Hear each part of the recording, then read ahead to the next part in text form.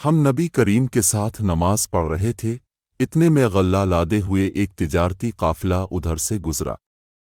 لوگ خطبہ چھوڑ کر ادھر چل دیے۔ نبی کریم کے ساتھ کل 12 آدمی رہ گئے۔ اس وقت سورت جمعہ کی یہ آیت اتری۔ ترجمہ: اور جب یہ لوگ تجارت اور کھیل دیکھتے ہیں تو اس طرف دوڑ پڑتے ہیں اور آپ کو کھڑا چھوڑ دیتے ہیں۔ رسول اللہ ظہر سے پہلے 2 رکعت، اس کے بعد 2 رکعت اور مغرب کے بعد 2 رکعت اپنے گھر میں پڑھتے اور عشاء کے بعد 2 رکعتیں پڑھتے اور جمعہ کے بعد 2 رکعتیں جب گھر واپس ہوتے تب پڑھا کرتے تھے۔ ہمارے یہاں ایک عورت تھی جو نالوں پر اپنے ایک کھیت میں چقندر بوتی۔ جمعہ کا دن آتا تو وہ چقندر اکھاڑ لاتے اور اسے ایک ہانڈی میں پکاتی، پھر اوپر سے ایک مٹھی جو کا آٹا چھڑک دیتی۔ اس طرح یہ چقندر گوشت کی طرح ہو جاتے۔ جمعہ سے واپسی میں ہم انہیں سلام کرنے کے لیے حاضر ہوتے تو یہی پکوان ہمارے آگے کر دیتی اور ہم اسے چاٹ جاتے۔ ہم لوگ ہر جمعہ کو ان کے اس کھانے کے آرزومند رہا کرتے تھے۔ دوپہر کا سونا اور دوپہر کا کھانا جمعہ کی نماز کے بعد رکھتے تھے۔ ہم جمعہ سویرے پڑھتے، اس کے بعد دوپہر کی نیند لیتے تھے۔ ہم نبی کریم کے ساتھ جمعہ پڑھتے، پھر دوپہر کی نیند لیا کرتے تھے۔ میں نجد کی طرف نبی کریم کے ساتھ غزوہ ذات الرقا میں شریک تھا۔ دشمن سے مقابلہ کے وقت ہم نے صفیں باندھیں۔ اس کے بعد رسول اللہ نے ہمیں خوف کی نماز پڑھائی تو ہم میں سے ایک جماعت اب کے ساتھ نماز پڑھنے میں شریک ہو گئی اور دوسرا گروہ دشمن کے مقابلہ میں کھڑا رہا۔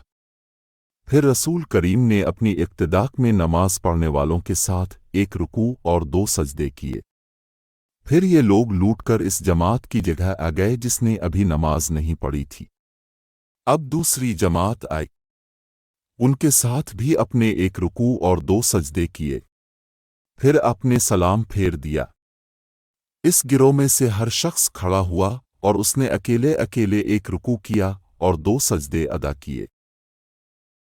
جب جنگ میں لوگ ایک دوسرے سے گٹھ جائیں تو کھڑے کھڑے نماز پڑھ لیں، اور ابن عمر رضی اللہ عنہما نے نبی کریم سے اپنی روایت میں اضافہ اور کیا ہے کہ اگر کافر بہت سارے ہوں کہ مسلمانوں کو دم نہ لینے دیں تو کھڑے کھڑے اور سوار رہ کر جس طور ممکن ہو کہ اشاروں سے ہی صحیح مگر نماز پڑھ لیں۔ نبی کریم کھڑے ہوئے اور دوسرے لوگ بھی آپ کی اقتداء میں کھڑے ہوئے۔ حضور نے تکبیر کہی تو لوگوں نے بھی تکبیر کہی۔ اپنے رکوع کیا تو لوگوں نے آپ کے ساتھ رکوع اور سجدہ کر لیا تھا، وہ کھڑے کھڑے اپنے بھائیوں کی نگرانی کرتے رہے۔ اور دوسرا گروہ آیا جو اب تک حفاظت کے لیے دشمن کے مقابلہ میں کھڑا رہا، بعد میں اس نے بھی رکوع اور سجدے کیے۔ سب لوگ نماز میں تھے لیکن لوگ ایک دوسرے کی حفاظت کر رہے تھے۔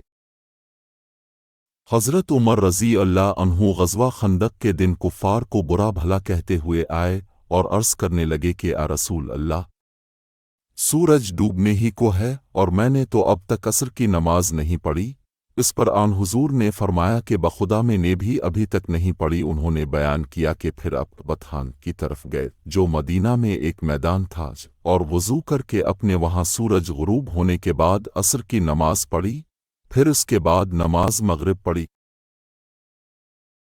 جب نبی کریم غزوہ خندق سے فارغ ہوئے، ابو سفیان لوٹے تو ہم سے اپنے فرمایا کوئی شخص بنو قرظہ کے محلہ میں پہنچنے سے پہلے نماز عصر نہ پڑھے، لیکن جب عصر کا وقت آیا تو بعض صحابہ رضی اللہ عنہم نے راستہ ہی میں نماز پڑھ لی، اور بعض صحابہ رضی اللہ عنہم نے کہا کہ ہم بنو قرظہ کے محلہ میں پہنچنے پر نماز عصر پڑھیں گے، اور کچھ حضرات کا خیال یہ ہوا کہ ہمیں نماز پڑھ لینی چاہیے کیونکہ حضرت کا مقصد یہ نہیں تھا کہ نماز قضا کر لیں۔ پھر جب اب سے اس کا ذکر کیا گیا تو اپنے کسی پر بھی ملامت نہیں فرمائی۔ رسول اللہ نے صبح کی نماز اندھیرے ہی میں پڑھا دی، پھر سوار ہوئے، پھر اب خیبر پہنچ گئے اور وہاں کے یہودیوں کو اب کے آنے کی اطلاع ہو گئی تھی، اور فرمایا اللہ اکبر، خیبر پر بربادی آ گئی۔ ہم تو جب کسی قوم کے آنگن میں اتر جائیں تو ڈرائے ہوئے لوگوں کی صبح منحوس ہوگی۔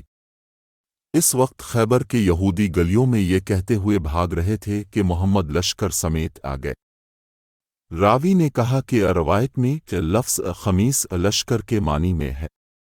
آخر رسول اللہ کو فتح ہوئی، لڑنے والے جوان قتل کر دیے گئے، عورتیں اور بچے قید ہوئے۔